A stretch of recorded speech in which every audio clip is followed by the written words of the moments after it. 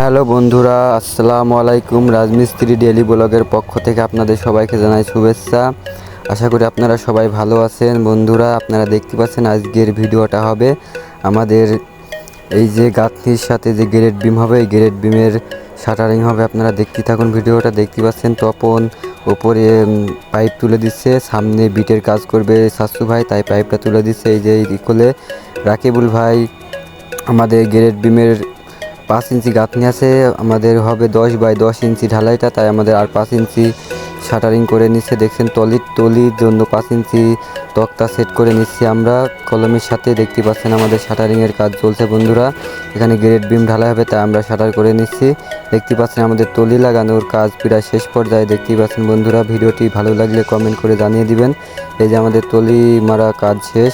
এবার আমরা তলির নিচে যে সেফটি দিতে হবে, তাই আমরা ইট দিয়ে নিচের ওই সেফটিটা দিয়ে নিচ্ছি। আমাদের তলি মারার কাজ শেষ হয়ে গেছে। দেখতে পাচ্ছেন আমাদের তলি মারা কেমন হয়েছে, আপনারা কমেন্ট করে জানিয়ে দেবেন।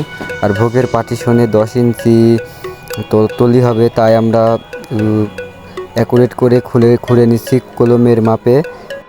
দুপুর 12টা 12:30 বাজে, তাই আমরা খাবো সবাই, তাই হাত পা ধুতে এসেছি। গত 1 মাস রমজান মাসে আমরা দুপুরের খাওয়াটা খেতে পাইনি, কারণ আমরা রোজা থেকেও 1 মাস কাজ করেছি।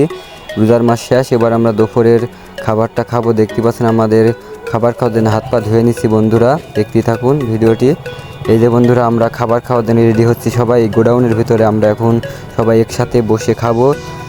কাজের সাইড একসাথে বসে খাওয়া দাওয়া করা মজাটাই আলাদা। দেখতে পাচ্ছেন আমাদের খাওয়া দাওয়া শেষ, আবার আমরা কাজে লেগে পড়লাম। আমাদের ওই যে নিচে যে শর্ট কলমের সাথে আমরা তলি করার জন্য আমরা যে খুঁড়ে নিয়েছিলাম, ওই খুঁড়ার ওইখানে আমরা বালু দিয়ে লেবেল করে নিচ্ছি, পানি দিয়ে। দেখতে পাচ্ছেন আমাদের বালু দেওয়া হয়ে গেছে, এবার আমরা পানি দিয়ে নিচ্ছি, দিয়ে লেবেল করে নেব সব সাইড। দেখতে পাচ্ছেন রাকিবুল ভাই পানি দিয়ে নিচ্ছে, পানি দেওয়া হয়ে গেছে। এবার আমরা 10 ইঞ্চি সোলিং পাতবো। দেখতে পাচ্ছেন আমাদের সোলিংয়ের কাজ শুরু হয়ে গেছে বন্ধুরা। দেখতে পাচ্ছেন আমি আর রাকিবুল ভাই সোলিং পাততেছি।